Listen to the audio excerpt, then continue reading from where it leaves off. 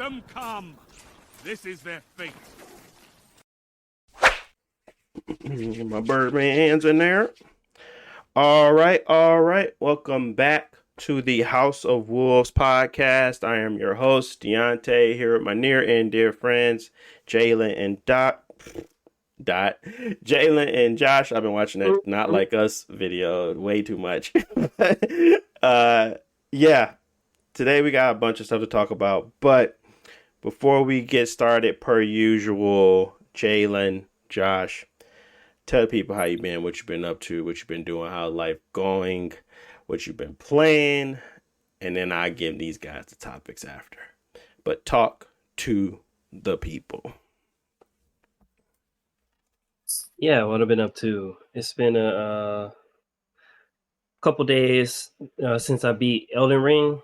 Nice. We talked a lot about it last week because I was mostly through the game. I was just at the final level last week, and I finally finished it up.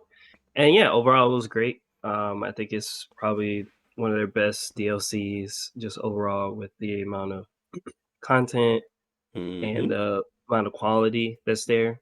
So many different weapons that were all fun to use, and there are some bosses that, of course, were like frustrating or had like cheap mechanics. But I personally, I didn't get like really stuck or too frustrated on any of them.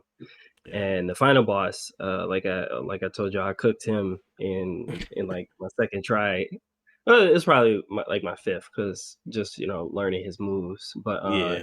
I found a spell build that caused instant bleed, and you just died in like 6 hits. Just because it's one of those bosses, right? Okay, I seen all your moves, I see what you can do. I ain't got 6 hours to be like dodging all this stuff. I'm about to erase you. Exactly. So yeah, and personally, I don't find it to be an issue because the game is built like that. It's meant to be exploited and broken in different ways to suit your own play style, or do it a different play style. That's why they give you the respect currency. But yeah, overall it was fun. And I kind of want to. I know I haven't seen everything, and there's still more stuff to explore and stuff. So I might just pick it up here and there. But yeah, it was great. So I definitely recommend. It's an easy recommendation because the game, like the base game, is already worth the money, and then the DLC on top of it is just even better. Yep. And then after that, I start playing Zenless Zone Zero. I've kind of been playing that on and off as like my free to play game right now. Don't give your opinion. Don't give your opinion. Just okay. Yeah. Cool. Just been playing that. And then as far as games, I think that's it. I've been looking at a lot of stuff on the Steam sale, but I'm kind of at that place where I already have a big backlog and I don't need anything else. But I guess the games I'm looking at are all like indie horror games, because after I finished like the most recent Resident Evil games, I kind of been wanting to play more good horror games, not just like Friday Night at Freddy's or stuff like that. Gotcha. So let me see if I can pull up the list. There was one that's called Crow Country that people said is really good.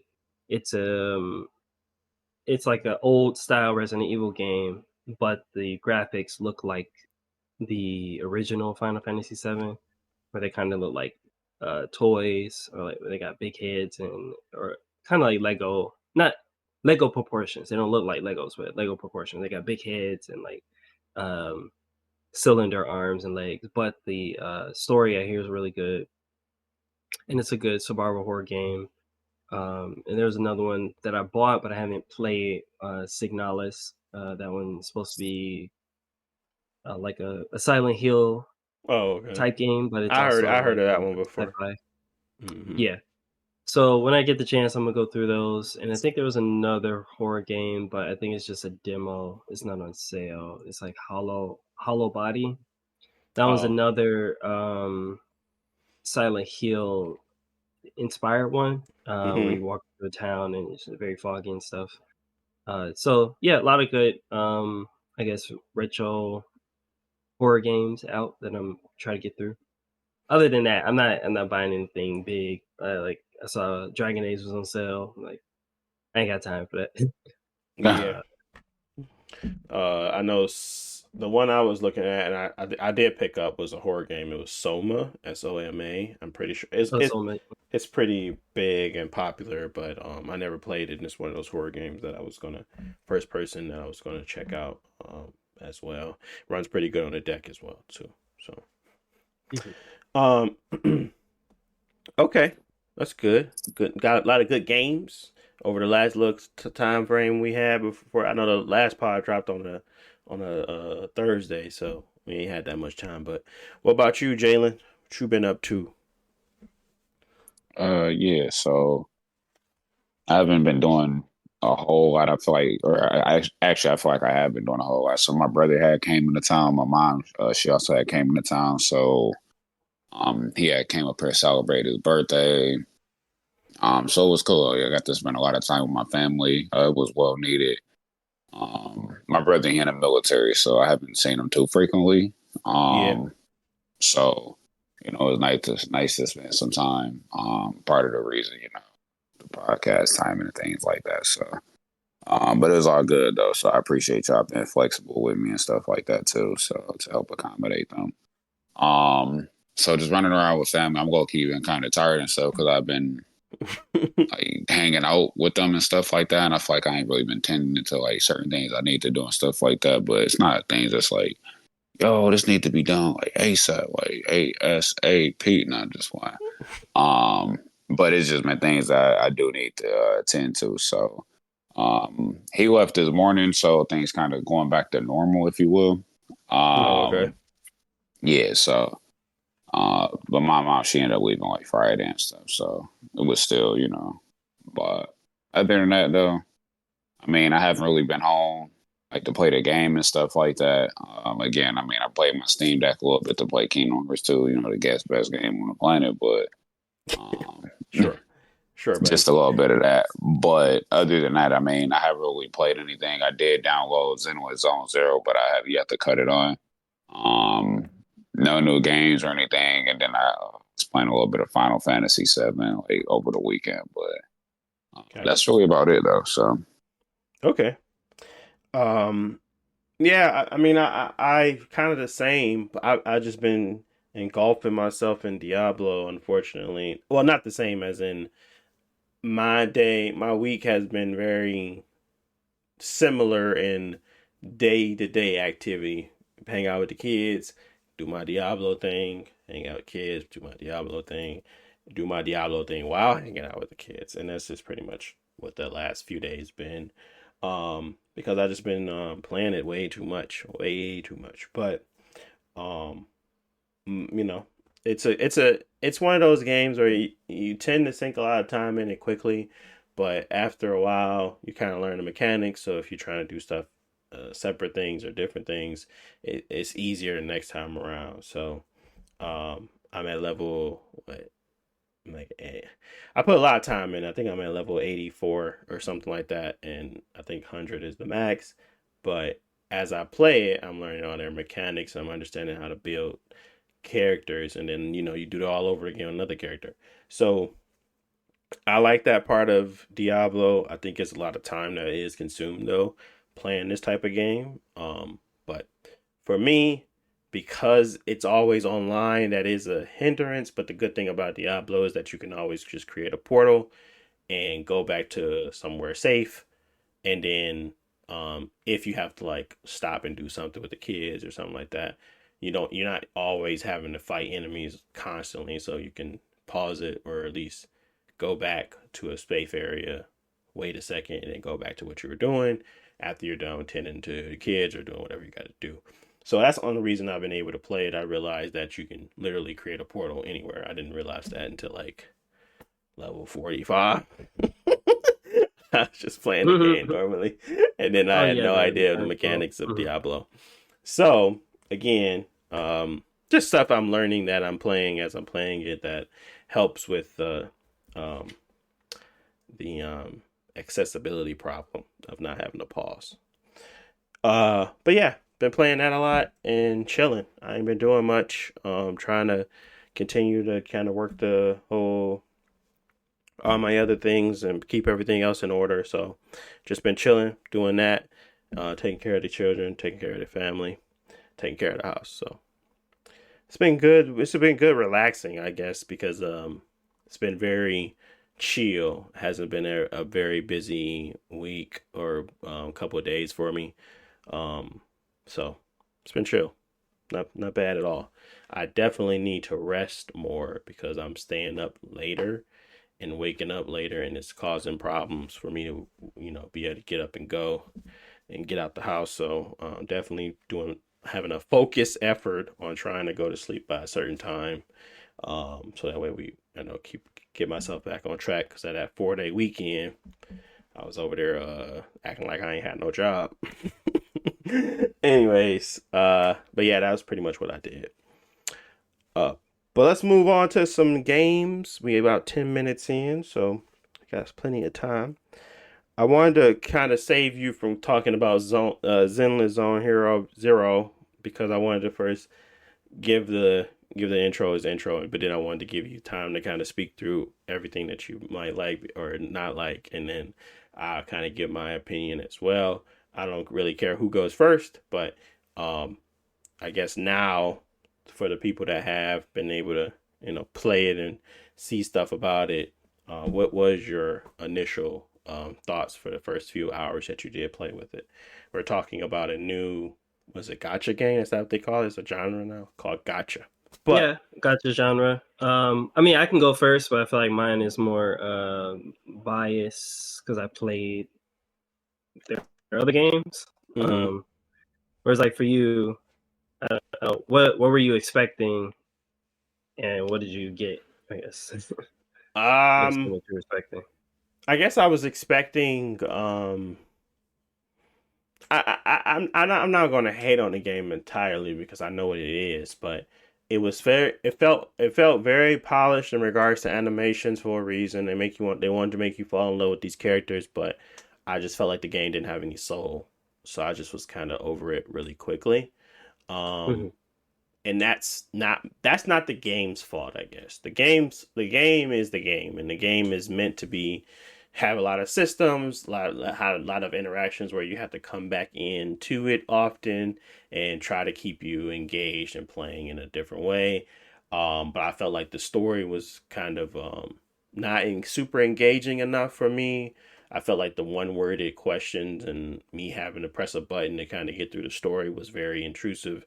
It was very intrusive in the wrong ways where I was like, okay, this keeps stopping me from being able to just listen to what they had to say. Interacting and not having any meaningful impact to the story does not really help me. So you need to stop it. And it just kept going. So a lot of the stuff by the end of it, I feel like, yeah, this is not the genre for me. Not to say that the polish wasn't there, not to say that the animations weren't fluid, not to say that they didn't do their darnest to make sure you was checking out or seeing these characters in full effect at all times to make you want to buy new things for them, blah blah blah. I can see how the appeal, it just ain't gonna ever be for me. And I got that immediately by like for like 3-hour mark. I was like, yeah, if I continue to play this, I just feel like I am going to continuously feel underserved.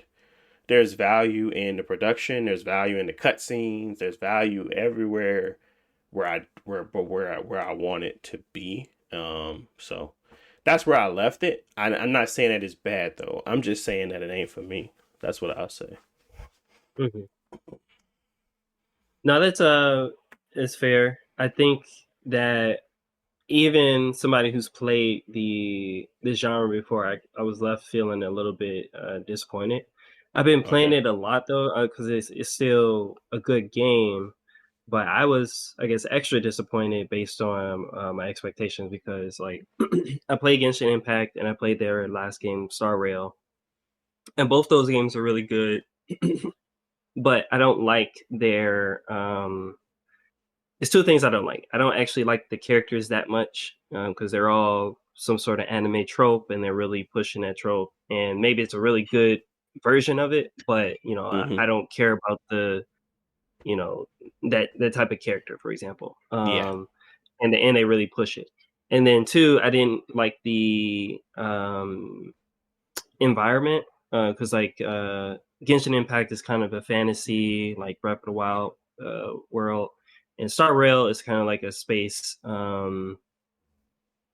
fantasy type thing, Yeah. maybe like a Xenoblade or something like that. And those aesthetics are right, but I thought the urban environment, Zenless Zone Zero, would fit me better. And maybe I might find one or two characters that I liked or can tolerate. Maybe they're not too tropey or something like that.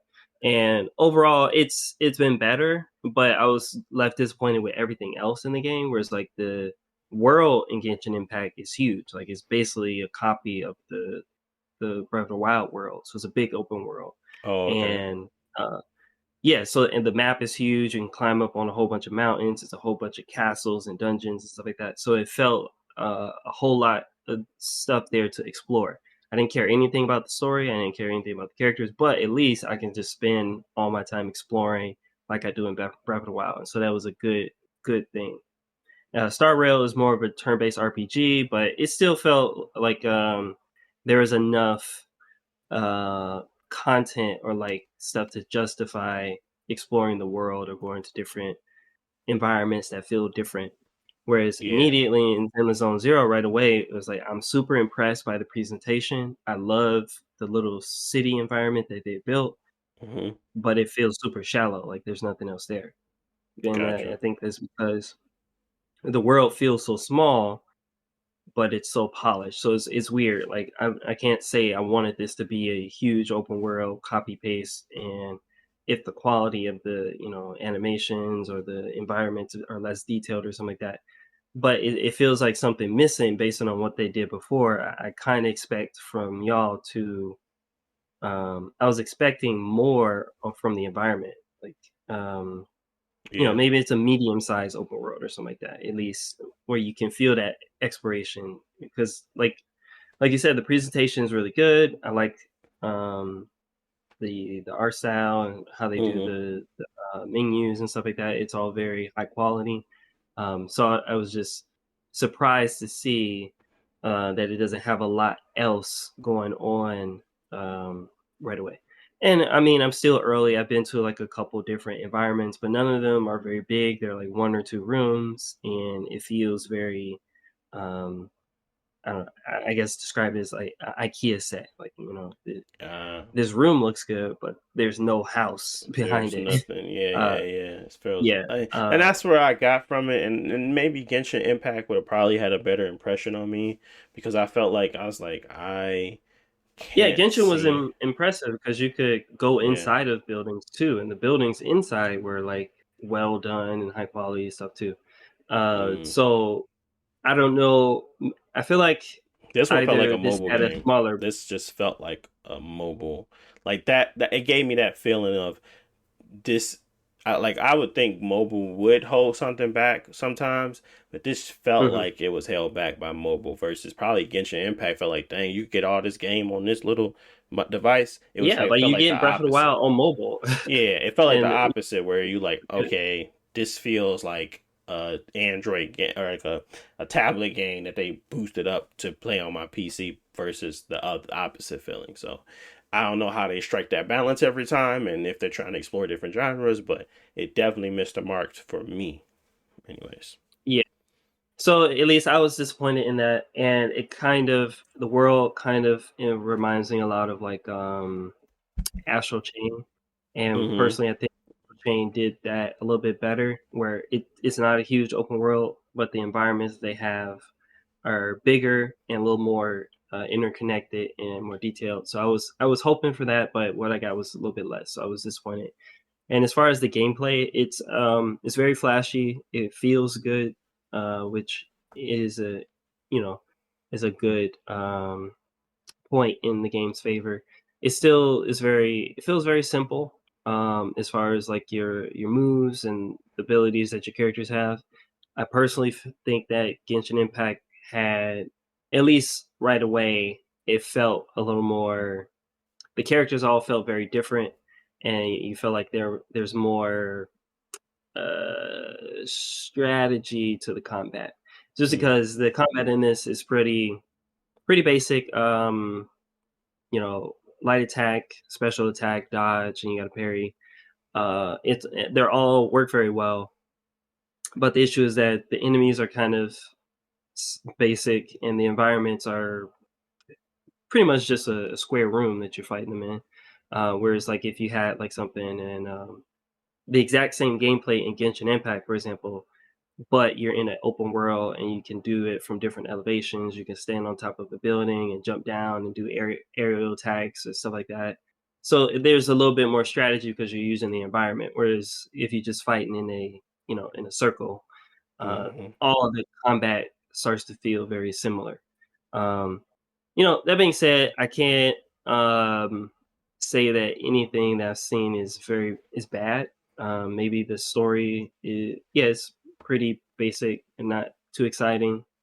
Maybe they try to spice it up later, but I'm personally not here for the story, just the world. And I guess if they can continue to take me to different environments that feel unique, and have some unique characters, I'll keep playing it until I hit like a point where I'm good to stop. Maybe I finish the main story or something. So that's it. I know a lot of people have been talking about the game online. One, because it's popular, but some people are disappointed. Some people are overhyping it or defending it. But overall, I think it's a solid game, especially to be free. It's kind of like you rarely ever see games to give you this level of quality that are completely free, where you don't have to spend anything.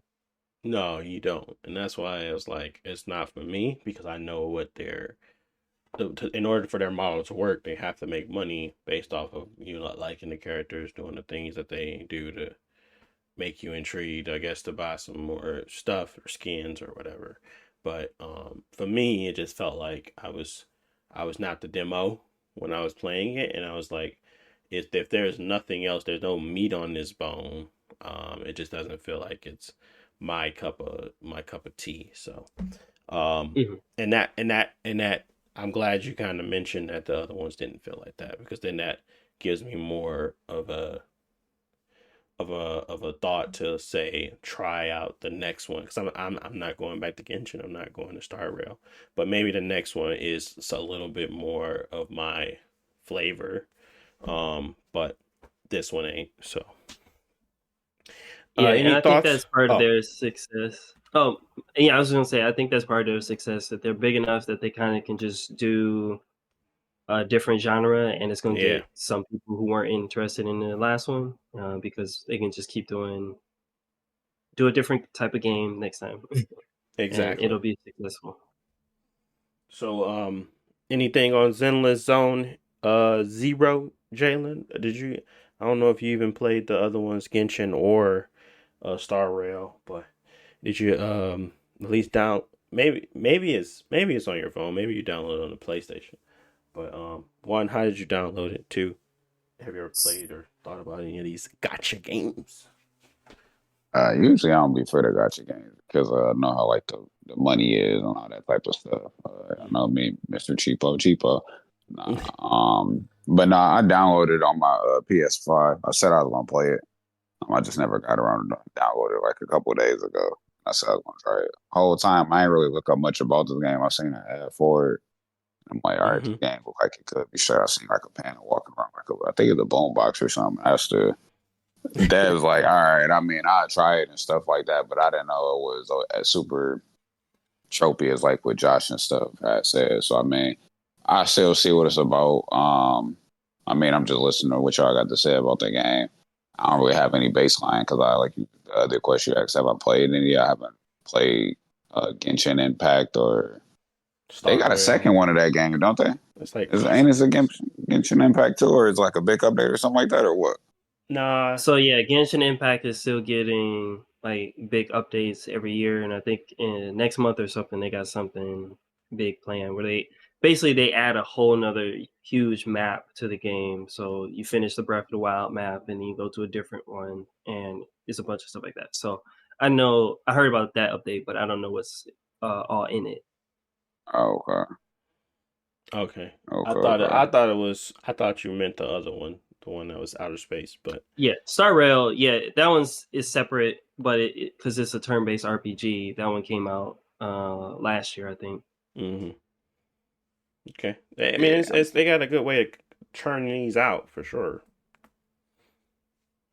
Yeah, they yeah, I'm definitely sure can people. support it because people spending money. And I was gonna say, I'm not in the gacha either, and it's weird because they make so much money, but the how you spend the money is never worth it. For example, like you play Call of Duty or Fortnite, even though the microtransactions are overpriced, you know exactly what you're getting. You know, you're gonna spend $20 and you're gonna get your Jujutsu Kaisen skin. hmm Whereas in gacha games, you're buying basically tokens to put in the slot machine, and you're gonna spin it and you're gonna get some trash, you're gonna spin it, you're gonna get some trash, you're gonna do that 50 times, and then you're gonna get maybe one of the characters that you wanted, and it's never worth it. Where you could just play the game completely free like I do, and the games give you free tokens and you just throw them out there, see what you get, and you don't get anything. Well, I didn't waste any money. So Right. it's weird. It's like the best way to play it is you spend no money and just do the free stuff, or you spend a whole bunch of money and get everything. There's no in between. If you Gotcha. spend $5, it's wasted. Gotcha. That's interesting. So it's like it's almost like the Apex Legends. What's the name? Where they make you buy like a certain amount of crap in order for you to get the thing you actually want, and then Yeah, it's all or nothing. Yeah, it's like yeah, the Apex thing. I forget what they call it, the heirlooms. The heirlooms. But yeah, okay. Well, that is Zenless Zone Zero. Um, like I said, I think we both highlighted some positives. So if you guys want to check it out, it is free to download. You can get that on PC, and or mobile and PlayStation. PlayStation. Yeah. No Xbox. I don't even think Genshin Impact is on Xbox, right? No. No, it was one of those things where they were saying Xbox had a chance to get exclusivity and they passed on it, and so now they don't have any of them. Gotcha. So yeah, another one of those situations there. But okay. Outside of that, let's move on to our next topic. And this is a weird one because it's not really a true topic, but it is something I kind of see a lot, where in the coverage of game is starting to become a little bit weirder. And I read a lot of articles about a lot of readers, and I try to respect their writing habits or how they write. But some things I just be like, I don't understand what this article is trying to say. One of those articles was the Star Wars Outlaws, and maybe they're just being very direct with you. But it was a Star Wars Outlaw article I just read in regards to and I don't want to be like that guy, but it was what was this? What was this article? Um, it was in regards to the map, and now I can't find it. I don't know why. It was in regards to the size of the maps. It was basically talking about how long it takes to get from one end of the map to the next, and if you're riding your speeder straight across. I I don't see what that is given either. One, Star Wars Outlaws, how is that benefiting them, and how is it benefiting the writer? Because honestly, I left that conversation not really getting much more out of the article. And maybe that's just the headline. I read a few lines, but at some point I felt like yeah, if we're going to just talk about the size of a map and not actually what's in it, what you do, why it matters, why the size was picked, I really started to feel like y'all just clickbaiting me and y'all making me read something that's not that engaging. So I've seen that happen a couple of times with different games, but this one was kind of like I don't know. It was just like, huh? I just really didn't understand it. Now, I'm not saying that it was a bad article. Maybe somebody out there was like, "Hey, I need to know how long it takes for me to get my speeder across this map," because that's a meaningful, statistic. But I just don't get it because I'm coming from the aspect of when you're writing about something and you're trying to actually provide, provocative information, you will probably maybe that is what it is. It's not necessarily additional information, it's just provocative. It got me to click on it because I read 5 minutes take across to get a speeder, and I was like, okay, tell me more about what makes that interesting. But it wasn't much more else. It was just indulging into that and like, what does that mean? Does that mean it's like Assassin's Creed where they have matches stitched together? It really wasn't providing the value I thought it would.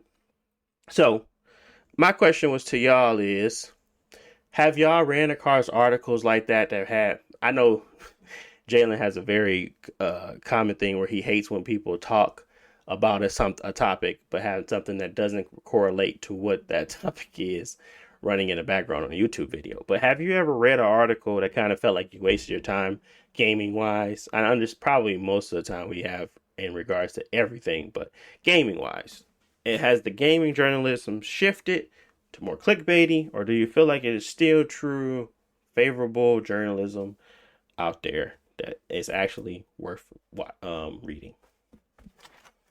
I mean, I don't know if I got something that's like specifically like, you know, what yours is, but I'm not gonna cap. Just clickbaity articles. I feel like comic book, Screen Rant. I'm trying to think. It's like another website. Then I even started looking at how reputable the websites and stuff is. But sometimes it'll be on my I don't know what it's called, like this, like the Google page. It's not necessarily like an actual Google page, but it's like news feed. It's like a news feed, and it kind of gives suggestions based on your searches and stuff like that.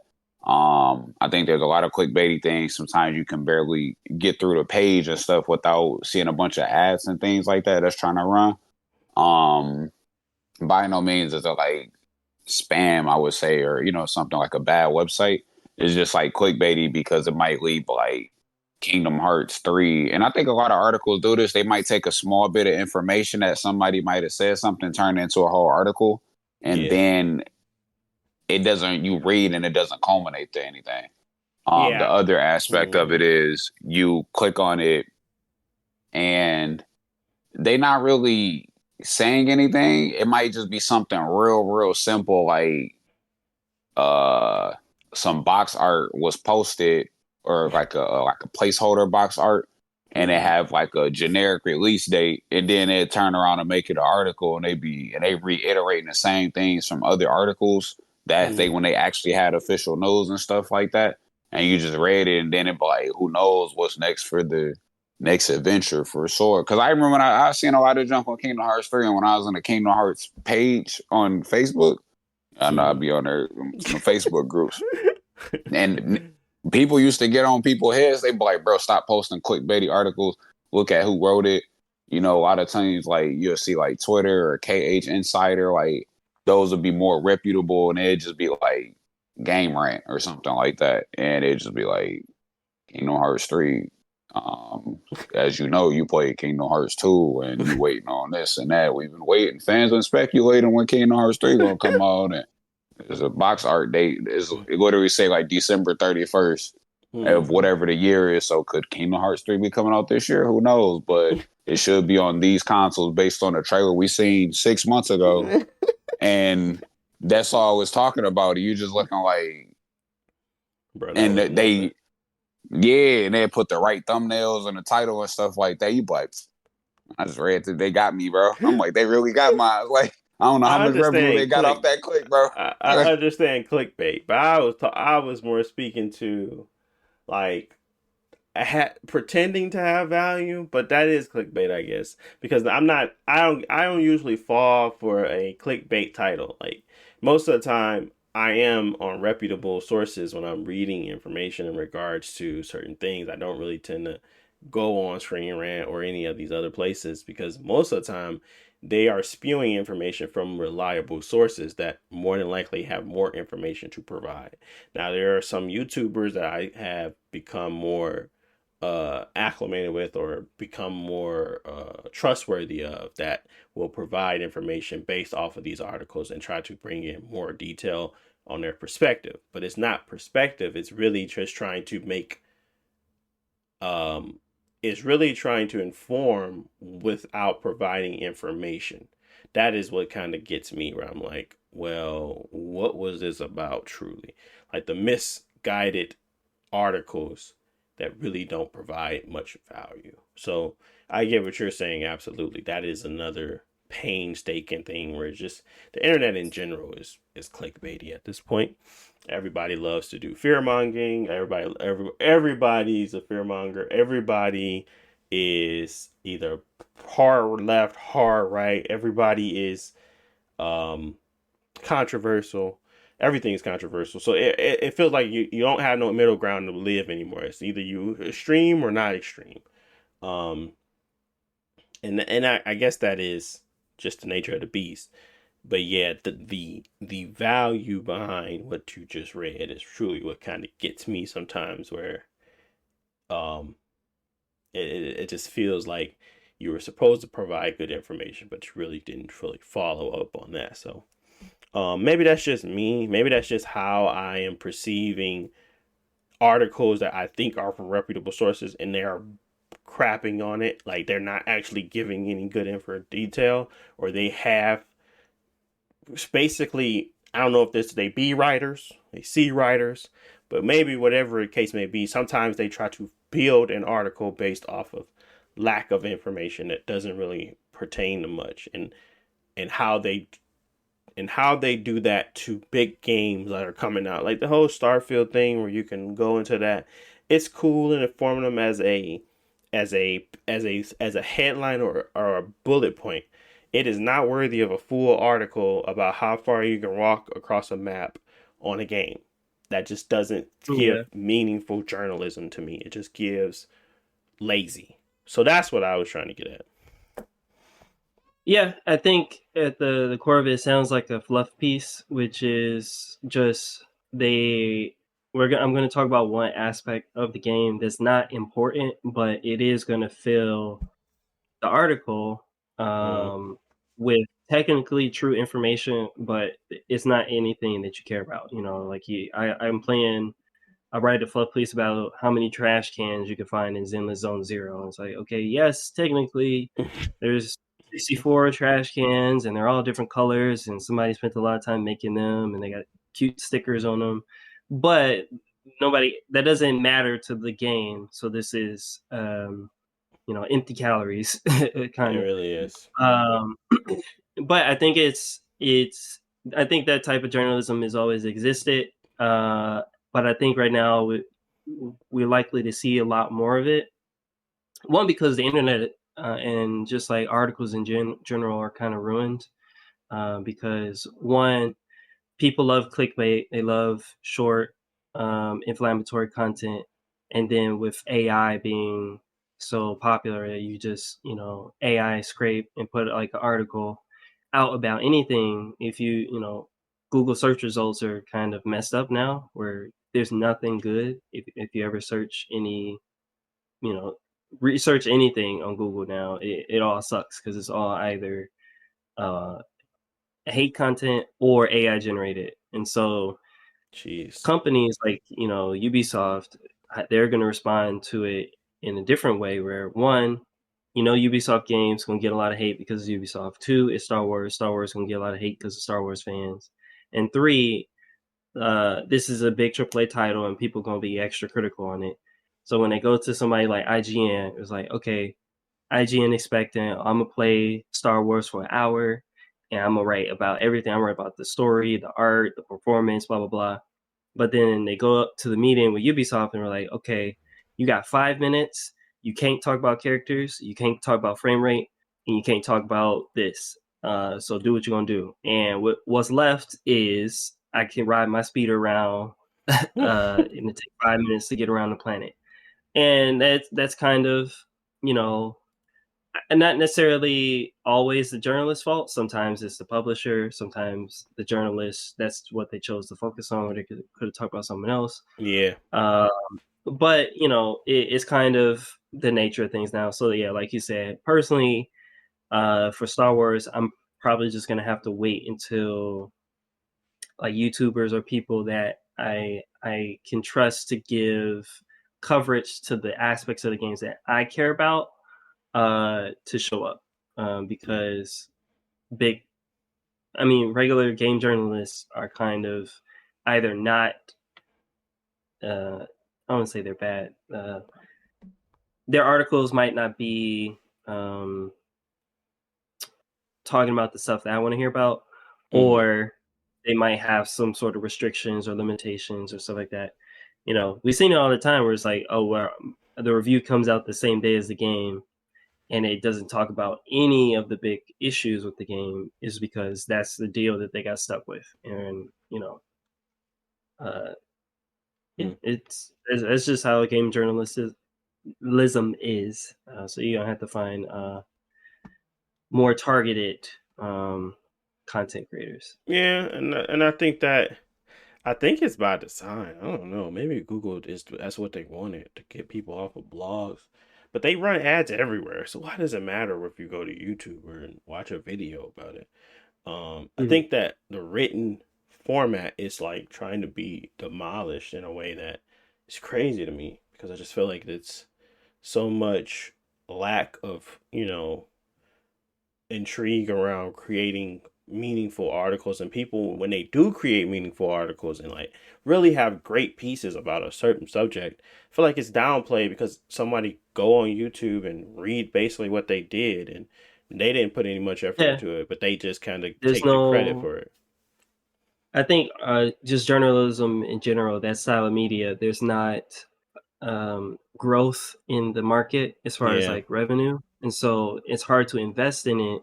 And where you have journalists who have long careers of only writing articles, everybody at IGN who just wrote articles, now they're on YouTube, they do podcasts, they do different things like that, because those forms of media makes more sense to invest in. It makes no sense to start a game magazine in 2024, because you're competing with AI, you're competing with clickbait people, you can compete with people who just going to steal your content wholesale and put it as theirs. So yeah, at least if you're on YouTube, it's your face as the front of the content. Okay. Well, I think that gives me a lot of perspective. I guess I can. I feel like there is a fine line, I suppose, of just, fun pieces, fun set pieces, and then there's like actual value. So, I just felt like I'm now seeing a lot more of the wrong things versus the good stuff, where we actually have meaningful, well-written, really impactful articles now. And I think that I'm not in the majority when it comes to caring about that type of stuff, but I do care about what I read. And I feel like that is definitely a more valuable way for me to retain information than watching a video and editing and like it's definitely how different. They do it. Yeah. So because I used to think that I liked what is it, like online schedulers. You go to the website, you put in your monthly schedule, and it organizes stuff for you. But for me, it's always just more effective to write it down on a piece of paper, because I'm going to be able to remember it. I feel like I got more control over it. I didn't got to log into a website and have 4 different tabs open. Just write it on a piece of paper, and it's 100 times more easy for me to manage. Yeah. So written content is definitely useful, and it might be fit better for you. What I will say is that it's impossible to search for or catalog correctly, but I feel like reading threads on Twitter, when they're good, are usually my favorite way of like getting a lot of content, or getting a lot of I guess journalism. I guess they have to be more punctual. They have to be more poignant with their words, because they can't really. The characters are limited, so they have the limited time to fluff it up or make it more. They just have to get to the facts, and that thread can be as long as they want, but they don't want it to be more than 10 normally. I forget how long. And they know that the people can, I guess, click off your tweet at any point, so you have to get straight to the point, no wasting space to get people to just keep reading a 1,000-page article. So all this stuff I learned about Elden Ring while I was playing it, I didn't want to go to IGN because they're going to give me a super long article that's not going to answer anything. I didn't want to go any clickbait websites with 100 different ads popping up on my screen. So all the stuff I learned about Elden Ring was pretty much through Twitter threads, because people were like, "Oh, I found this. It's right next to this. You can use it to do this." And it gives me all the information I need. But unfortunately, Twitter is not it's not meant for that, but that type of content has come up there, so it's hard to search it or like save it or share it to other people effectively. Where you just go to Google or IGN, they have their stuff a little more organized. So that's the only downside. Okay. No, that's actually a interesting way to think about those, because I do engage with them at times, especially when it's like something like I'd never heard about, or if it's some type of technology that's up and coming. I tend to read those threads more often than not. Um, so yeah, okay, that is a good thought process to have in regards to what if there is a way to search um Twitter in a good way, because I don't know, it's kind of tough. Um, okay, anything to add there, Jalen, in regards to uh bad journalism? I know you already kind of spoke on it, but anything final thoughts before we move on to our next topic? Oh, no, I ain't got none. Cool. Cool beans, man. Let's go to Steam real quick. I kind of wanted to go around the group real quick. Maybe I'm catching you off guard, Jalen. I didn't even mention it. And see if there's anything that y'all had your eye on this Steam sale. Because, I mean, obviously I got plenty of games to play. Got Gamepass between that, Humble Bundle, all that other stuff. I got plenty of things. But I did end up I was like, I'm not gonna complete Final Fantasy right now. So I chucked that mug for a couple for the 40 ball. What I'm gonna do with this 40 ball now. So I was trying to think of like, is there something on there that I actually wanted to play? And I did kind of come across one game that I was like, maybe, but it's kind of a big game. It's called Grand Blue Fantasy Relink. And I was like, hmm. Oh, I wonder what they thought about this game, because it's kind of like a gotcha, but um technically it has more to it, I suppose. I don't know. Have you ever heard of this game? And I guess as we talk about that, if y'all have something that y'all were looking at from the Steam sale, if not, that's fine. But I know you talked about a little bit of the horror stuff. But anybody heard of this Grand Blue Fantasy? Yes, I think yeah, Jalil might have played the gotcha version. But I think I talked about this one when it came out a couple months ago because it was on my list. I just haven't bought it yet. Uh-huh. So Grand Blue Fantasy as a franchise is a mobile gotcha game, but Relink is a action RPG that's on like PlayStation and PC. When they announced it like 8 years ago, it was being made by Platinum Games. They made Bayonetta, but then Platinum Games got fired from the project or something, and they switched over to a different studio. So, anyways, the final product is a action RPG, something like a Tales or whatever, where you press the button and the attack come out. Mm-hmm. It's not a gotcha, but they have all the gotcha characters where you play through the story and you kind of like unlock currency that you can spend, and it'll give you a new character. But it's technically a single player, no extra microtransactions. I mean, I think it might have DLC, but it's not like microtransactions where you buy in characters. I think all the characters in the base game you can unlock for free. You just got to unlock them. It's kind of like Xenoblade 2, where Xenoblade 2 had a gacha system, but the game was free. I mean, you didn't have any microtransactions in Xenoblade 2. And from what I know, it's pretty fun, but it's short and it's meant to replay the story because it has different branches and has different protagonists that change the story.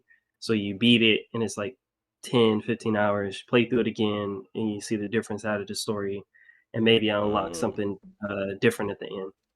It does have multiplayer, and the multiplayer is like a Monster Hunter room where you go to the room, you got your 4 people, you go in and you fight a big dragon, and you do it again, and you fight different people like that. So I seen a lot of stuff about it. I was gonna buy it, but it came out around the same time as Dragon's Dogma, and I ended up getting that instead. Gotcha. But I mean, it's been pretty positive from what I've seen about it. Okay. Interesting. I was just checking it. It's not that big of a discount. It's 30% off, so it's $41 versus the 60. But that was like the difference between that and playing something else. I was thinking about it because I think it runs pretty well on the Steam Deck. So I'm assuming it runs well on my Lenovo Legion. But yeah, I mean, there's another one of those games I could pick up, play, and put down and not have an issue. Because I have been getting through bigger games. But it was either this or Ghost of Tsushima, and I was like, I would rather play something new and then buy Ghost later. Because I'm gonna technically be running through a game I already played just to get to the DLC. And that's not that appealing at $50. So, I don't know. That's what I was thinking between the two of those before the Steam sale ends, which is like in 2 days or 3 days, I think. Okay, well that's my game. I guess I was looking at. I know you said you kind of already talked about a few games you had on your list. Anything else that you had on Steam that you were checking out, or no? As far as like something like that big, I don't think so. Like I was looking at the Kingdom Hearts games, it'd be good to finally have them, but I don't know if I have time to actually play through them how I want to, because I don't want to kind of like, because since I've seen the end of the story, I get to the point where it's like, okay, I'm gonna put it down and pick it up next week, and then I don't play it for like 3 months because I'm not chasing the new story content because I already know what's going to happen. But at least I guess Final Fantasy 14, the expansion just came out. Gotcha. But that's a whole another level of investment. When I play that, it's the only game I can play. So Yep. no, Returnal, but the game still. I don't know if I need to play it on PC because it's expensive and it doesn't run well. So no, I'm only pretty much looking at small games. Gotcha. Okay. Fair enough. Jalen, anything for you? Steam wise?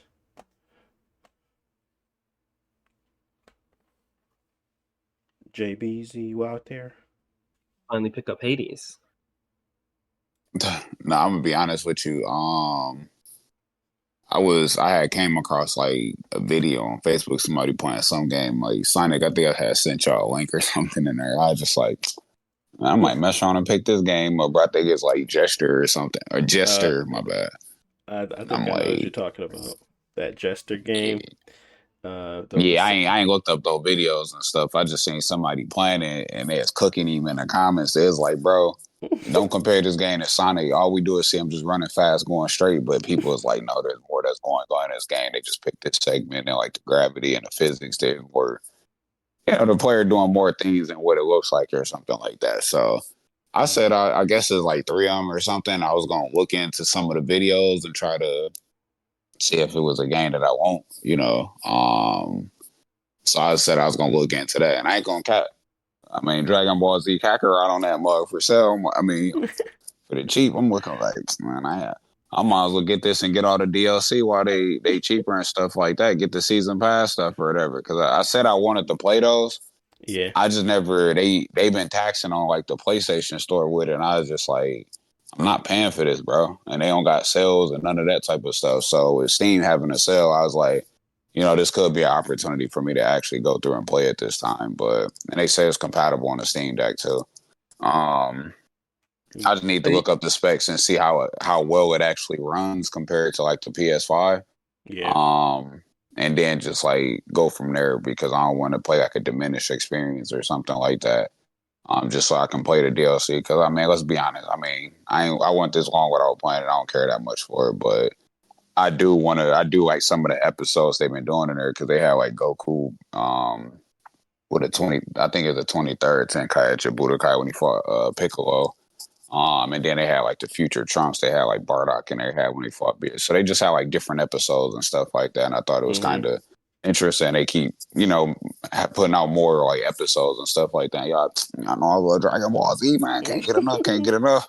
I'm gonna see Goku fight Cell 30 more times. They watch it like it's I ain't gonna say the first time, but maybe the second time I've seen them fight. Like, but yeah, no, that's all I was thinking. I was browsing a little bit with that Cell and stuff like that. But like Josh said, I mean, some of the games you might pick them up and then put it down. How much time you gonna put into it?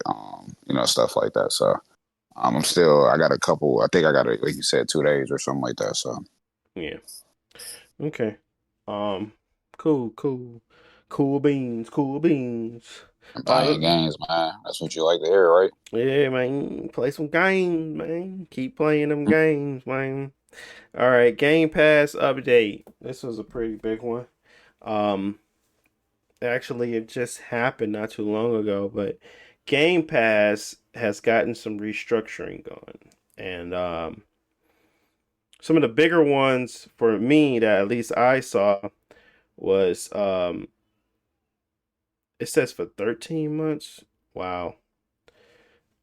Anyways, the biggest things that I saw was the Game Pass Ultimate version had a price increase.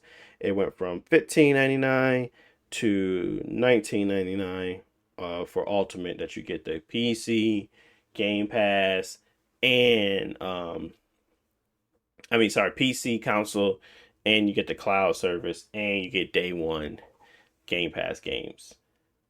This new tier that they introducing below that, which is kind of crazy, but there is no longer a Xbox standalone Game Pass with day one anymore.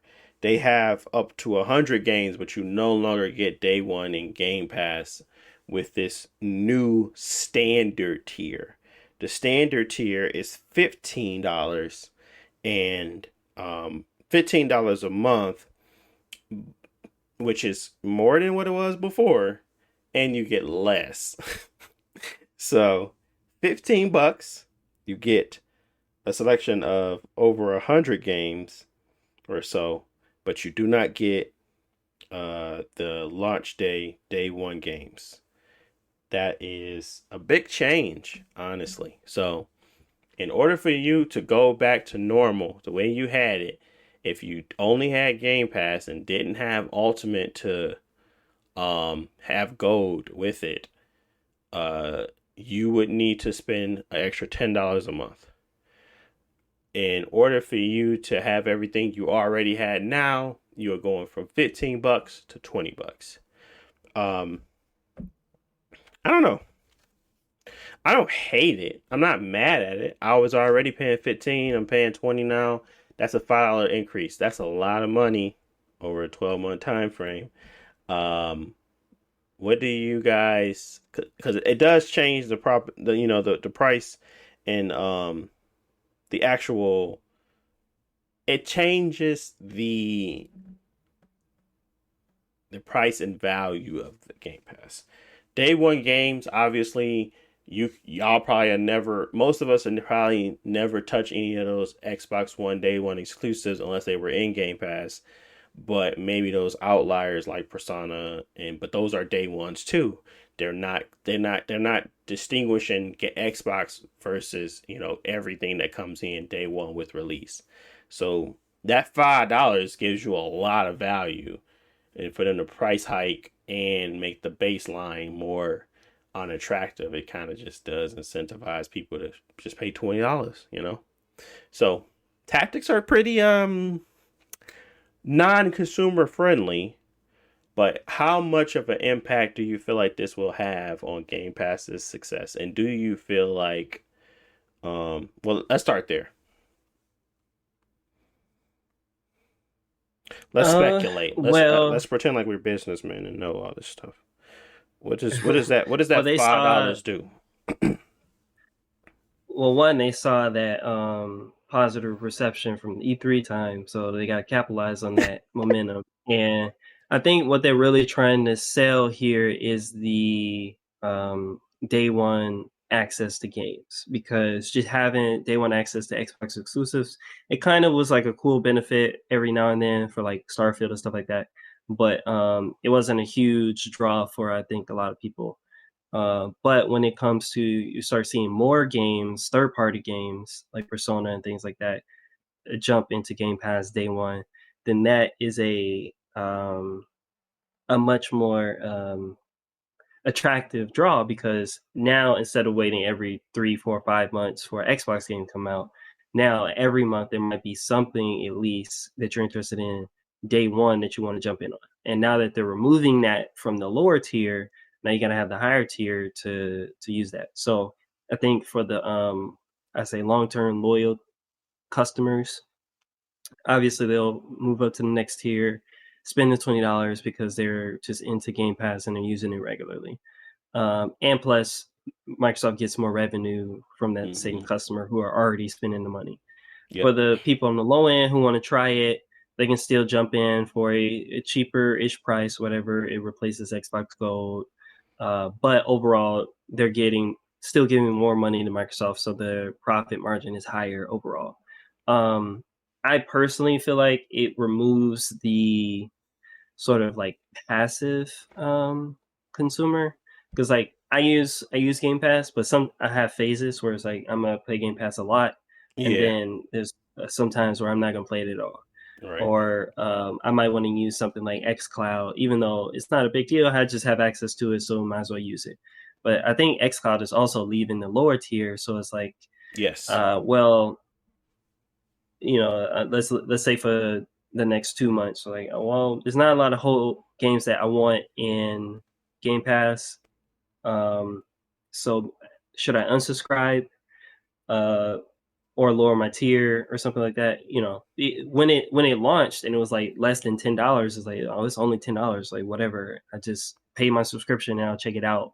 But now it's $20. And it's like, okay, well, what am I using with this $20? Is it worth it right now? So for me, that creates a lot of more doubt about using the service all the time. And I think for a lot of consumers, that's going to be reality.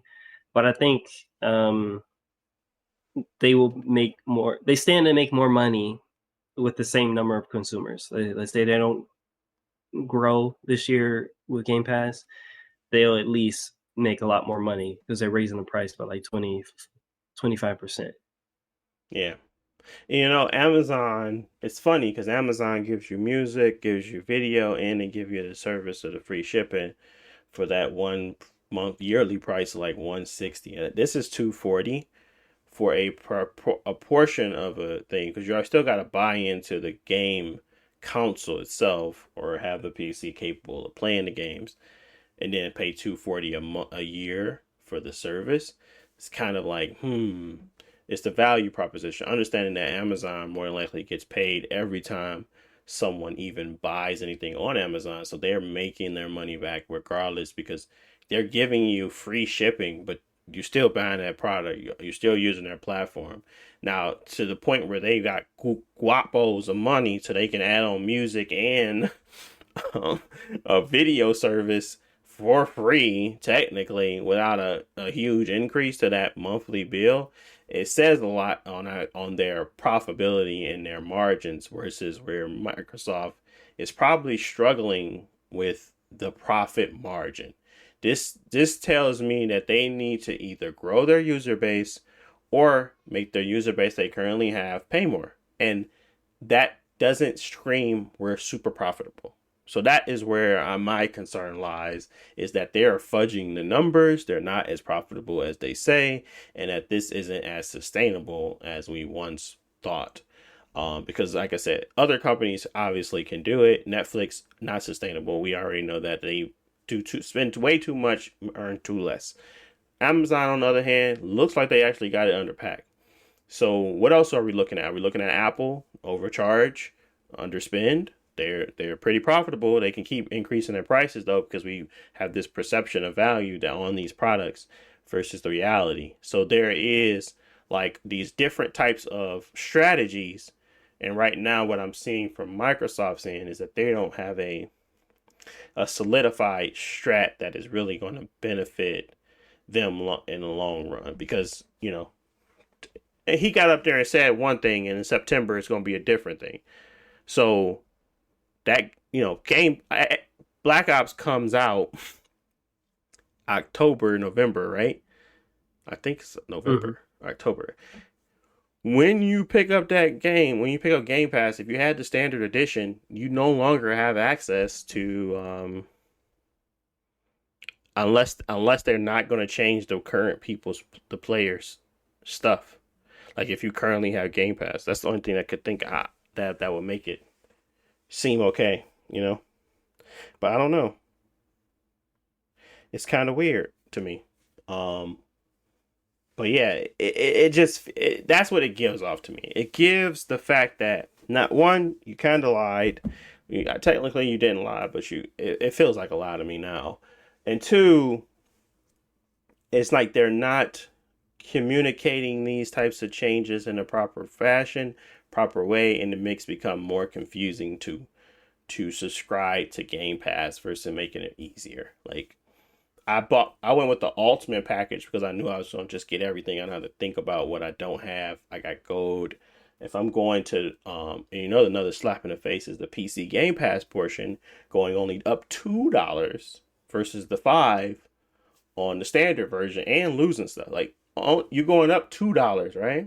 And PC Game Pass, you still get all the day one games, you still get access to the cloud stuff, and you still have access to the 100 of titles.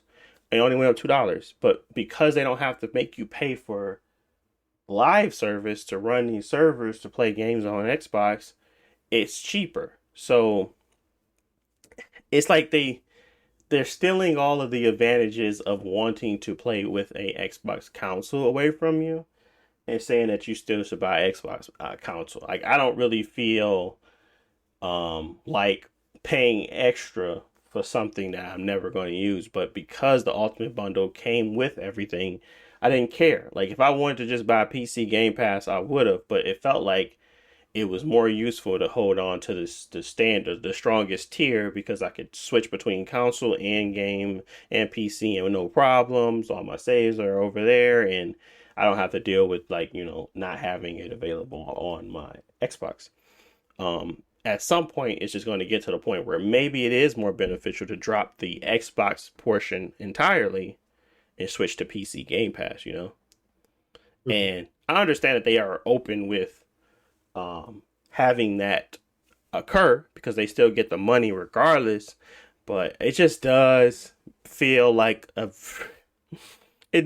strong abandonment of the Xbox, which is fine to a degree, but that's still your staple. I think you should support it as best as you can, but I feel like they're going down a road that they're not going to be able to recover from, because at some point in time it's just going to be way more valuable to build a PC to run games and play games than it ever would be to have a cost-effective approach to get into the living room again. Yeah, I think they're definitely going down the route that Apple did with iTunes, where Apple's whole business was built around iTunes, but now at this point, iTunes doesn't even exist as a software anymore. On the Apple Mac systems, like it's kind of been dismantled and put some into subscription, some built into the OS, some built into the different things. So Xbox will technically exist, but it's going to be split into many different forms to maximize, like you said, their profits for different customers in different markets. So yeah, and I saw, speaking of articles, there was I think it was an IGN article, or somebody had an article. It was like Xbox's new advertisement makes it clear that you can play Xbox without needing the Xbox, and I guess their marketing is kind of focusing on the ecosystem where you can play it, but you don't even need a system. Yeah, and I saw that coming a mile away. They don't care about the system, and it's going to become more and more apparent. I just felt like we need to still hold some benefit for the little guys, the ones that are not going to go out and buy a full-fledged PC to play your games. You need to still hold that benefit there for a little bit. Yeah, It's we not going for to the be, Jalen's of the world, yeah. so he can play his Halo. Think Jalen. about Jalen. How you gonna play the new Gears on the PC? Yeah, Jalen has the PC that runs it well. He just doesn't use it because that's Jalen. Uh, don't tell Um, him that he ain't gonna install it. but yeah, Well, I guess. I forgot. We know the solution. They're gonna put it on PlayStation. yeah, and that is a viable solution. And I only have to buy one box to play all those types of games in my living room. But I guess they're comfortable giving up that living room space ecosystem because they feel like they can build it out with software. I just feel like that is it's going to set a bad precedent, especially when your software is so first.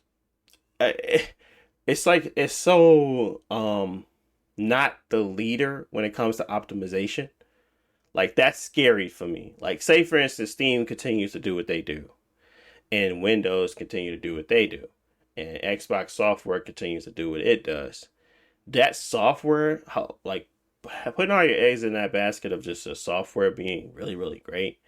I feel like yes, they do that well, but it does leave optimization up to like you can get too big to be flexible, and that would I Mhm. think can cause a problem down the line when are looking for more flexibility within your system, but you become so refined, kind of like an Apple, that your flexibility is so limited that you're getting a calculator in 2024, and that's a great thing. Like that, whereas where I don't want, Xbox to go. But at the same time they own an open platform, really, a really strong open platform. So I don't know. I feel like if I was gonna buy another living room accessory that wasn't PlayStation now in the future, it would probably be a Steam box because I feel like they'd be more optimized to play my games that I want to enjoy versus um Xbox and their minuscule support because the player base isn't there anymore. Mhm. Yeah, it's always been reports. I mean, I don't know how solidified they are, but different developers saying that they develop for PlayStation first, and then whatever time or optimization chance they have left, then they go over to Xbox to try to catch up.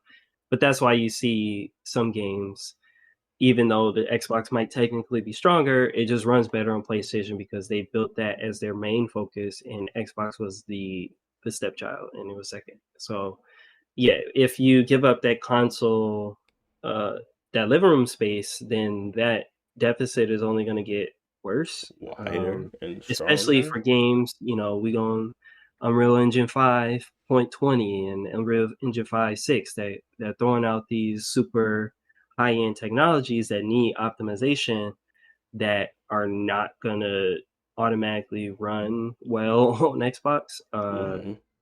It's gonna be unfortunate because you got a PC, it kind of can just power through it, or there are different technologies that can kind of do their thing.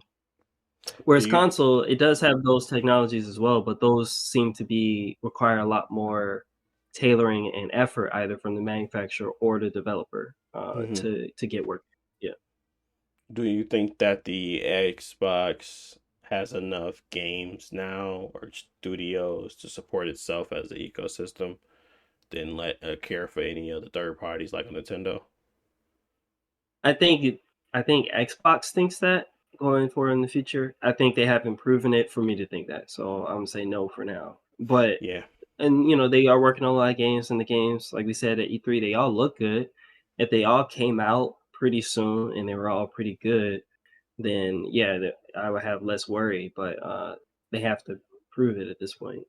yeah. I think I think they're chasing two things. They're chasing Nintendo Switch success, where they can just stand apart from PlayStation. Like they don't even care what they're doing, like at all, Mhm. because they have such a strong backing that why would I care about what the little man is doing? And then they're also trying to get everywhere so that you can't not feel like you can embrace their systems and their eco. I just feel like in that transitional phase, they have to continue to keep that brand as strong as possible because what I don't want people to do is start to devalue having that box in the home. Like Mhm. I already feel that way. I know you felt that way. Jalen made a joke. He was the only one left of us that didn't sell their Xbox. I purchased mine back, but he was the only one that kept it for the entire 10 toes time. down. 10 toes I down, I mean, suppose. to be honest, I was looking at Xbox Series X prices recently, just because, yeah, having the box, there's some use to it, but I don't know if I want to be the high end pro elite customer for the Xbox because my interests are elsewhere, you know. Yeah. So yeah, it's keeping the brand strong is going to be important, but also keeping that living room space is important because giving that up would kind of be stupid. I mean, No, I agree. I there's no think money in it, but I, right now you need to keep that alive because in the future that's going to be your foothold that everybody else wants. Like everybody wants to be the console living room space holder, and even if you got 20% of the market, if you give that up, you're never going to get that back. So I don't know. exactly. So my thought is that they're trying to run their own two. They're trying to run two races, value heavy, but they're also trying to make sure that their ecosystem is strong enough to work isolated. And that's fine because then that tells me everybody from these studios, from Activision, Blizzard, to sorry, I'm trying to think.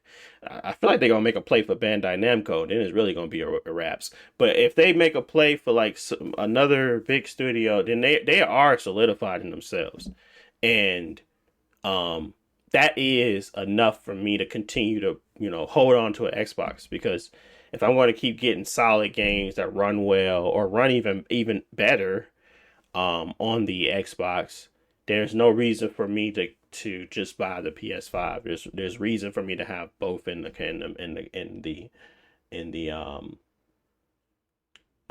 console and like in that space. But if I had to choose one and Xbox decided to kind of devalue themselves further and put Game Pass on the PlayStation, there's literally no reason for me to buy it. Like if you want me to do it, I will, jump ship. It doesn't matter because at the end of the day, there's nothing enticing me to continue to build my catalog on these consoles anymore. There's nothing enticing me at this point in life. Everything is enticing me to go to the free open platform that can continuously be upgraded and not feel like I'm being held back or have some cumbersome check-in requirements or something weird. I like my games free and ready to go when I want to play them. So, and I like them on the go, and I like I like what Steam has done. They did it. I can't praise it enough. They did it. They created a physical device that will continue to grow their brand in a way that others probably will never catch. And if they can catch it, it's not as big because Windows is never going to give up Game Pass to Steam, but there is a true value in knowing that Xbox and PC are playing nice. Steam is going to be playing nice with Xbox, and those both are going to continue to get the games on each platform versus trying to hide it away in on the Windows Store. So I feel comfortable just buying my games on the PC and anything that's on Game Pass that I play and at some later point want to keep and hold forever, I'll buy it on Steam when it's cheaper. So it's just like that. Uh, I think I really don't. I really like that. I like that approach. So I don't want to lose it by devaluing the Xbox brand where I'm now um only getting these weird options on how to play my Game Pass games. So I really want them to hold strong on their branding in regards to the console, because I don't want them to go full of software. They go full of software, it just doesn't feel like purposeful and meaningful for me to hold on to anything Xbox brand related, because everything's coming to PC anyway. So I don't know. I don't want them to go back to console exclusives either. So it's really hard. I deliberately don't buy stuff on PlayStation now, simply because I know that, one, we don't have enough time to play these games, and two, at some point later down the line, they're going to go on PC. So they already made that decision for me. There are some games that I just can't live without. I can't wait for, but there's heavily a lot more that I can. Like there is no more Deontay buying every Uncharted that comes out and Spider-Man every time. Like it's just not in me no more. It's not worth it. The price of the value of it is the price. The proposition for the pricing is just outrageous now. It doesn't work. It never is worth it now. So unless they start selling $30 games again, it's just not going to help. It's not going to make me want to buy day one anymore. So it's just like, I'm trying to figure out this ecosystem and how all these things mesh together. And I'm kind of sick that I've spent so much time with all my saves sitting on that PlayStation now that I can't use. But yeah. Okay, that was too long-winded for that topic. But we talked about a lot. Any final things about Xbox and Game Pass being upgraded? We still in Black Ops? Everybody still gonna have Game Pass, right? Take that aside. Black Ops for $20, Jayla? Black Ops for 20 for a month? That might be all right. That might be all right then. That's what I like to hear.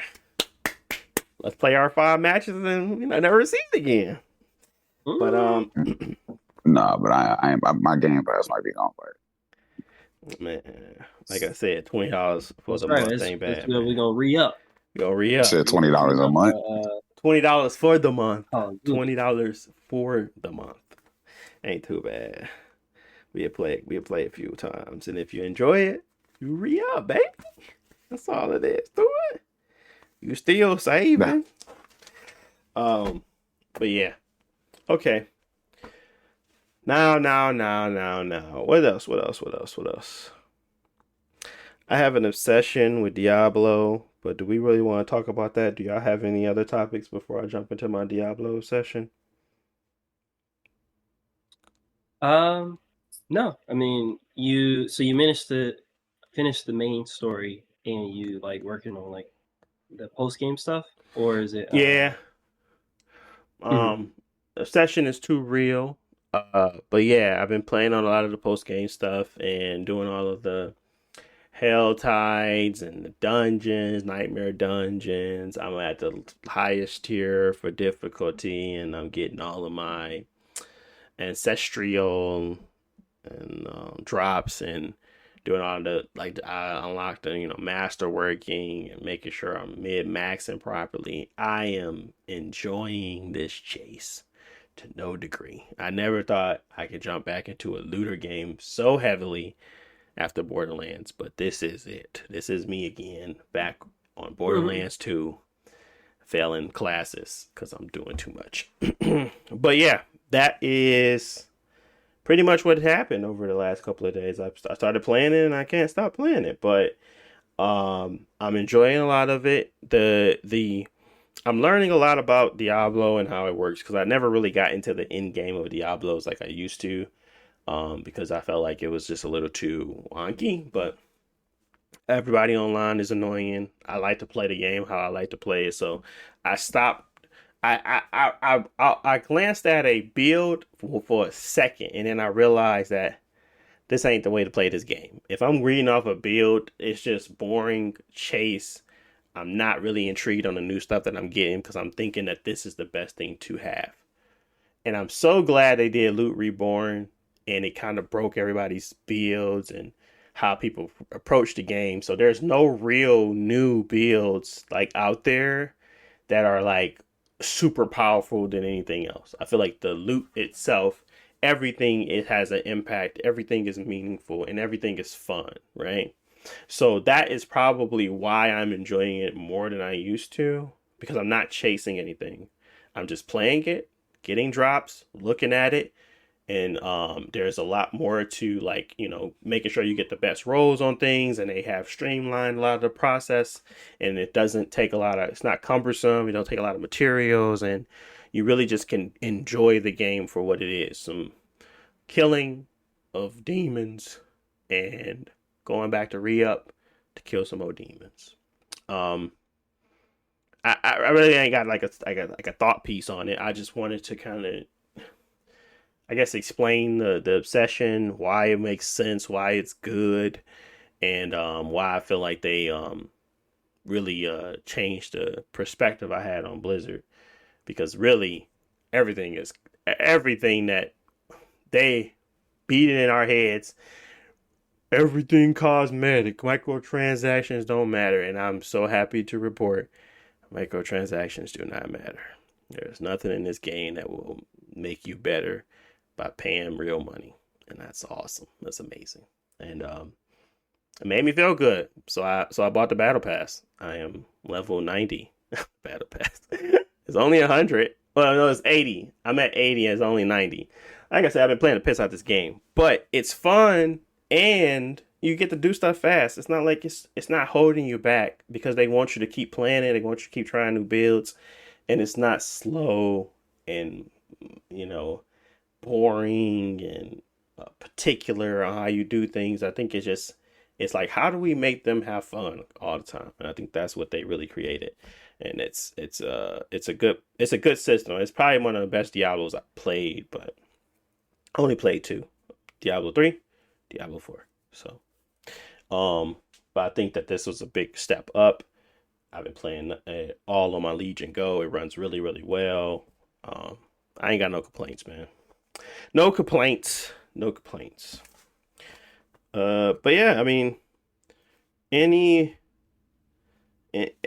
thoughts around these very old, very big games that might have had y'all in a chokehold at some point? I know Jalen is still in a chokehold with that Kingdom Hearts, but I don't think it's a big game. Any systems that just clicked so well for y'all that y'all was just like, man, this is like one of my favorite systems in the game ever. Any stories like that? I can't give Kingdom Hearts a little bail. I did like the card system, and I don't know which one it was called. Birth by Sleep, maybe.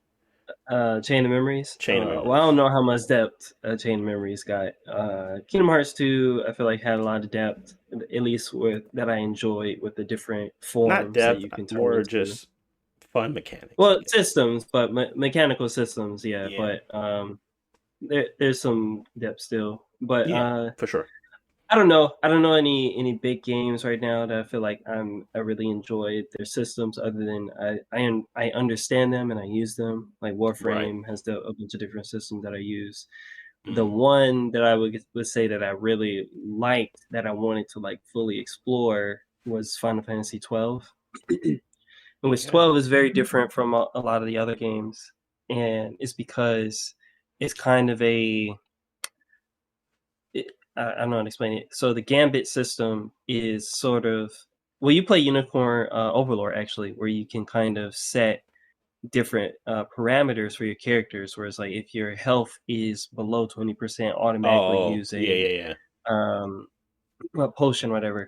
Whereas 12, it really gets deep into that system, and it gives you a lot of control, and it's actually very easy to use, where you can set up these parameters to really make your character stupid strong. Like one I like to do is like give one of your NPCs an item that makes him go berserk, where you can't control him. He does random stuff, but it busts his attack by like double. And then put a whole bunch of parameters on him where it's like he's gonna go in the room, throw away his weapon, and keep punching or something like that until the enemy dies, and he's never gonna heal himself.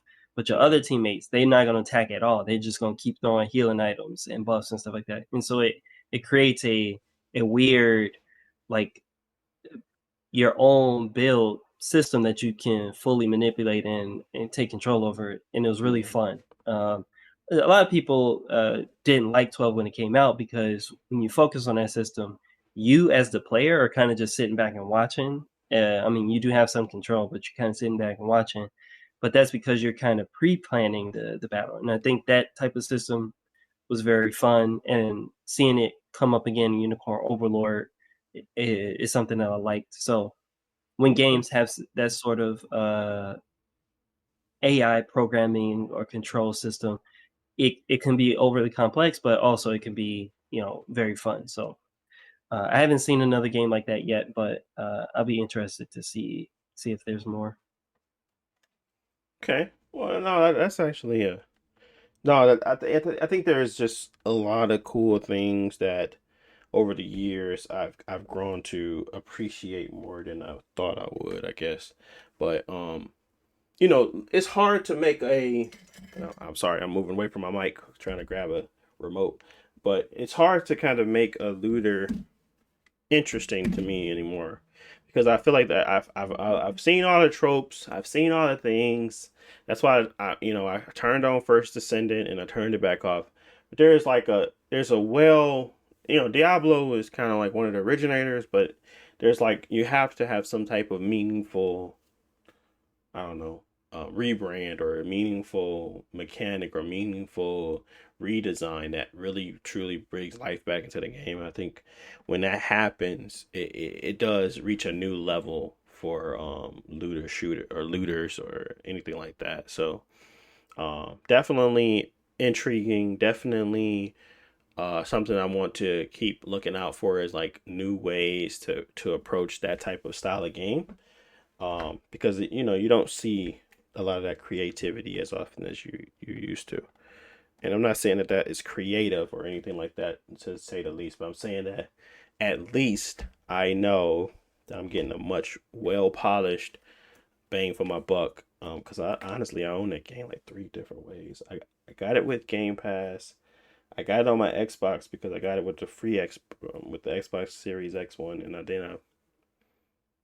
I was going to buy it on Steam, but I didn't. So I'm gonna hold off on buying on Steam because I was able to figure out a way to do it through the Steam Deck without having to. But then I reverted back to the Legion Go simply because of the ability to detach my controllers and play in a tablet mode, same kind of way. So, but yeah, um, anything from you, Jalen? Anything that you mechanic wise that you was like, dang, I wish everything had this or not really. That's a few things from Destiny, but anything for you? Uh, I mean, I ain't gonna lie to you. I was asking about that Concord beta because I wanted to try it out because I wanted to see if they had like maybe like some Destiny mechanics. Mm-hmm. So that and I wanted to try the early access one. That's why I was asking. Because before I ain't gonna lie, I ain't played like a early access in a long time. I'm Mm-hmm. talking about like remember Amazon used to get them all. You pre-order on Amazon real quick and then cancel that pre-order after they made that code. So that's how long it's been. I'm sure Amazon ain't been doing that in a while. So but yeah, I want to try that to see if it got some mechanics similar to like Destiny, see if the gunplay similar look like it is. But I mean, it's still you got to fill in and stuff like that. See how responsive and stuff. But I mean, obviously, I'm gonna say the Kingdom Hearts one, like, or Kingdom Hearts 2 more so. Yeah, I guess for 1 and 2, I mean, a little bit of 3, but if other games had some of that, I think it'd be cool. I Mm-hmm. think Final Fantasy 7 kind of got something a little closer to it, but Crisis Core, but yeah, I don't think nothing hit it quite on the head. I just thought it was pretty cool. So even going back and playing, I can always appreciate the systems. I think Best Buy still does that, if I'm not mistaken. I think I did that last time with a game. If you pre-order it on there, they give you the code. Yeah. I had to look into it just a little bit more. Somebody said you can cancel PlayStation pre-orders for real, so I just don't like getting returns with them because they just Yeah, it and they makes don't sense. like. So. I don't understand why they do this. This does not help their cause, honestly. I mean, some people ain't gonna waste their time trying to, oh, let me play a game that I might be interested in when they're gonna have an open beta the next weekend. But that's I don't have no problem holding $40 on my card. Cancel. All right, no worries.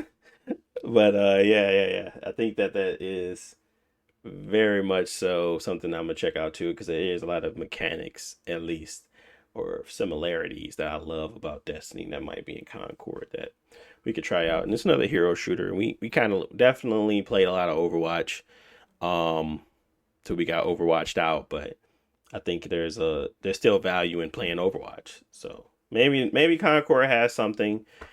Definitely being $40 is going to help its cause. But yeah, it's still one of those games where it's like, eh. So, but that's not what we're talking about. We're talking about good mechanics, and at least they look like they stole something decent. They ain't steal it, but Destiny 2 from Destiny. I'm trying to get back to my what's that Matador 64 party. What was it? Party Crasher plus what? We used to go stupid with them mugs. Winter's Life. Fell Give Winter's me Life. a blink shotgun class with a Nova bomb, and I'll play Concord. They messed Blink up with the cooldown, I think it was. I think the cooldown on Blink was messed up too. Yeah. The cooldown was messed up. The Nova bomb wasn't hitting like how it's supposed to, and shotguns was weird. So yeah. No, it's fun times to be alive for real. But it was definitely a broken game.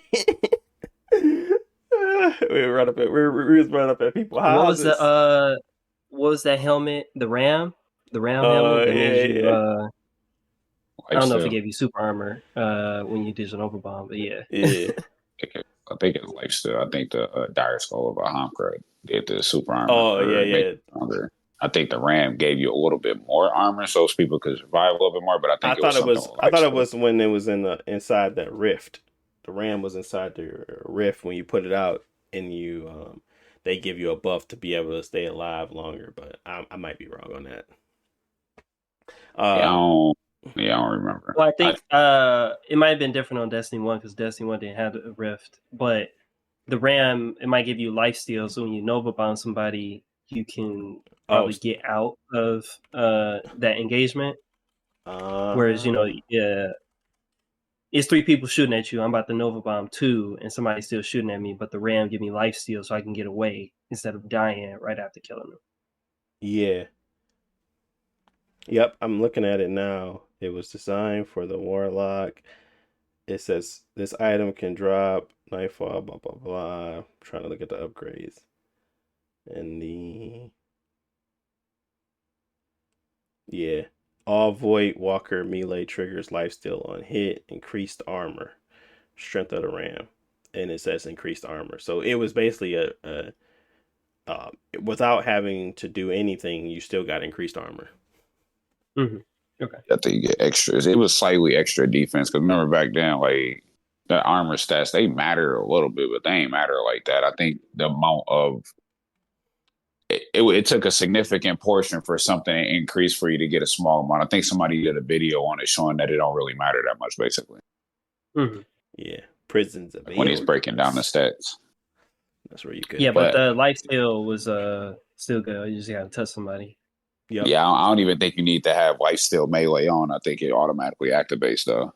Because with having the Ram, you could pick a different upgrade in like your class. Right? Oh yeah, so yeah. I forget what the other one was, but yeah.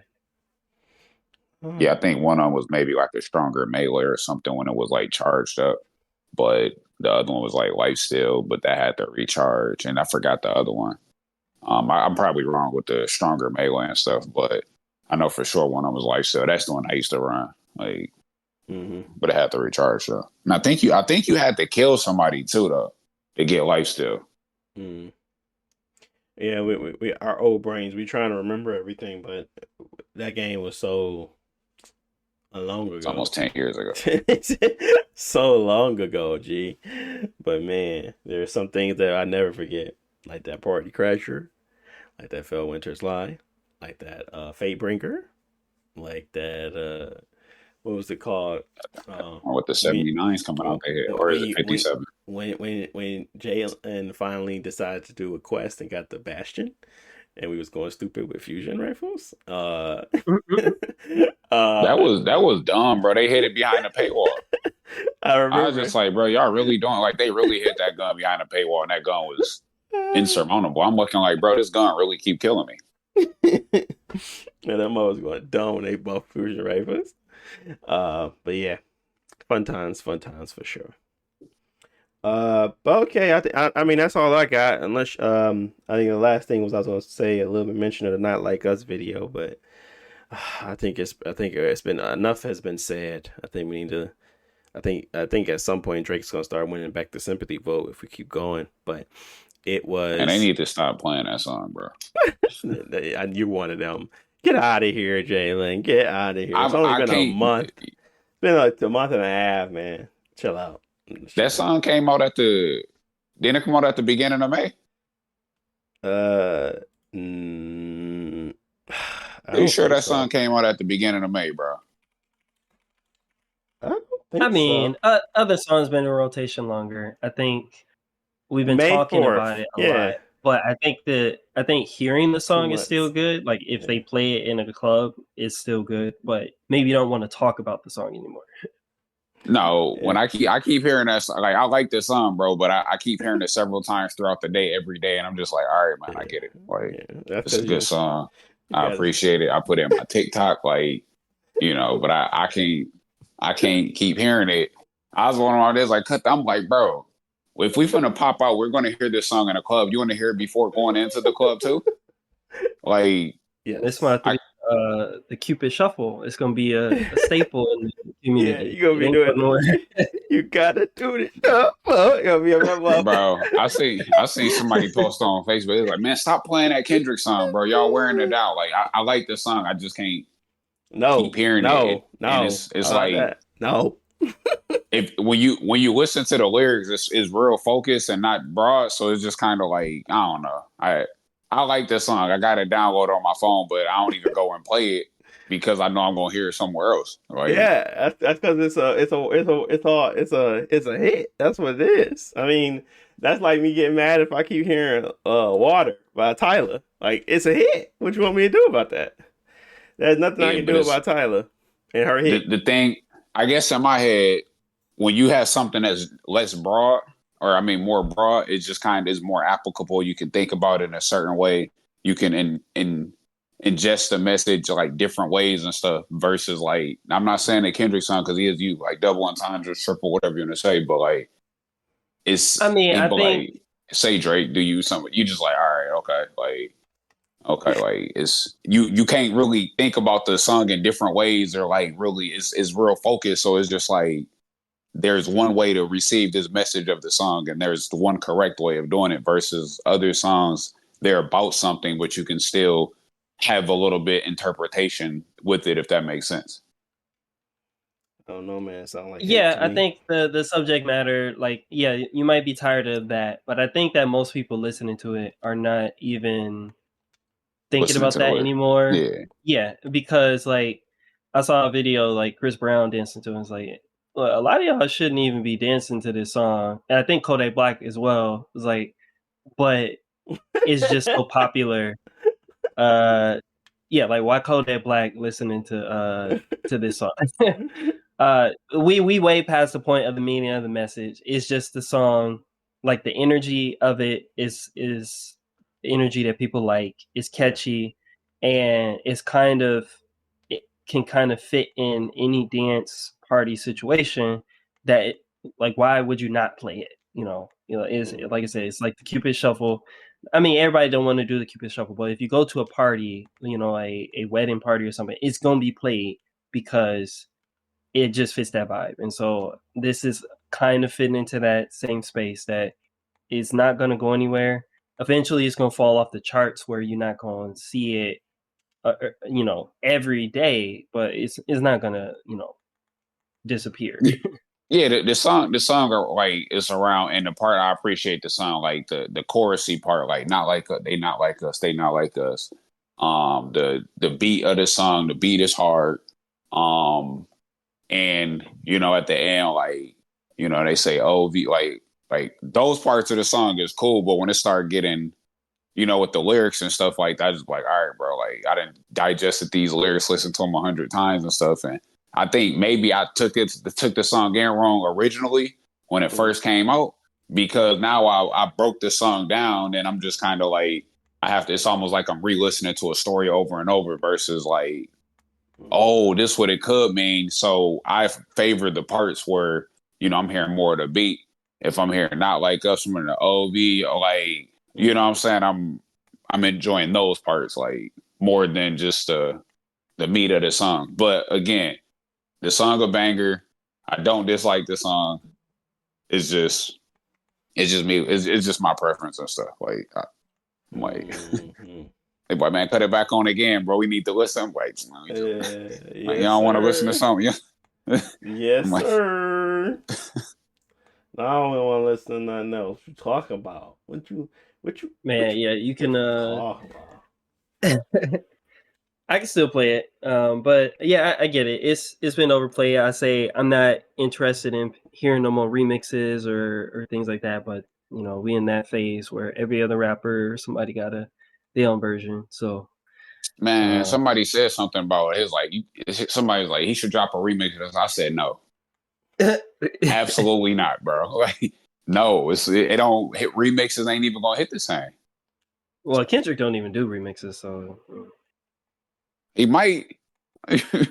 he moving different with this song, bro. Like he like, man, it's the anthem of 2024. Like, well, I feel like Kendrick break it up would some rather more. drop another song directly at Drake, but rather than do remix. But No, I think we're gonna yeah. get something soon because I know he do that stuff sometimes where he do snippets, but I think he's probably very more focused now in regards to just giving us new music at some point this year. Because that new snippet in the front of the Not Like Us video sound really good, and I would love to hear the rest of that. So it's not. I guess I think what he's doing with that snippet being in the front tells me that he's setting up a little bit of a transitional period versus kind of staying focused on this.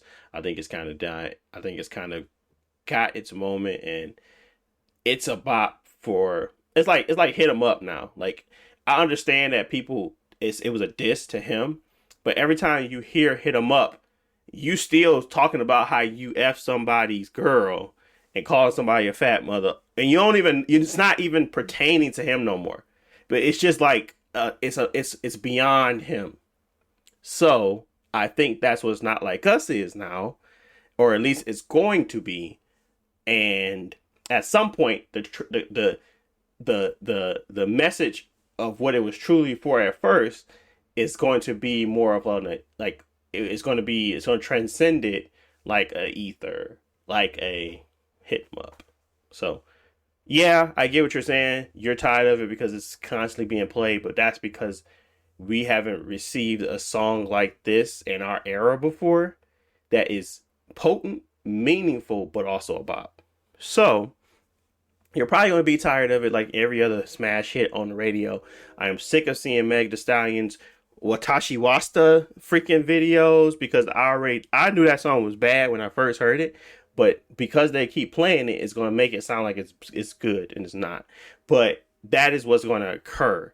That is the machine. This isn't even a machine. This is just people genuinely messing with a song. So, yes, it's going to get on a higher level of annoyance because not only do you have Kendrick Lamar's machine behind it, but you got people that just truly enjoy it.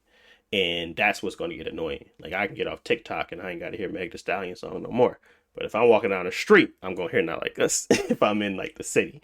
So it's different because people actually mess with the song. So at some point that's going to change and it's going to be different. But right now, bro, I'm not hating on that song. I can't. It's no way I can be like, I don't want to hear it no more because it's too meaningful, it's too powerful, and it's too potent to not be still played on a daily basis. And that can get annoying, but there's too much behind it that really was messages wise and stuff like that it's a moment for us, or at least for the culture of hip hop. So Come on, man. They've been trying to get Drake out of there for forever. This is the first time he ever got a super chink in his armor to the point where he out there looking bad and everybody making fun of him every time he pop out. Like that is a different type of looking at Drake versus what you ever looked at him before. We always just tolerated him. I think there's a difference now. And I'm not saying that I'm not a Drake fan no more. I'm not saying that at all. I'm saying that Drake has shown his alliances. And it's kind of funny to watch because I always expected it, but I never was like on it like, oh, he gonna lean into it more. Okay, cool. But that is what I'm looking at now. I'm looking at the you can laugh somebody's music, but what does that person's character look like? And I'm not saying that Kendrick's character is great. I'm just saying it's better than Drake's. So he wins. So that's it.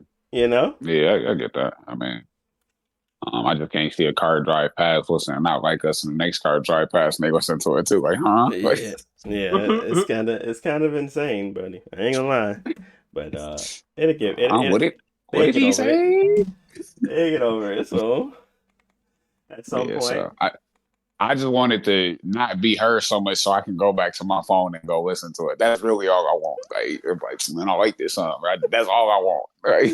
But I keep hearing else. I'm well, I guess I ain't got to turn it on now. yeah, that can get annoying.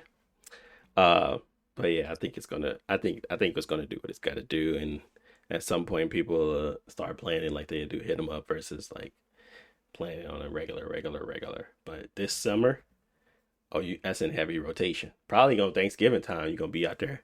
People gonna be playing it again. Probably the Christmas because it's an anthem in regards to culture, and I think that's different than an anthem to hating Drake.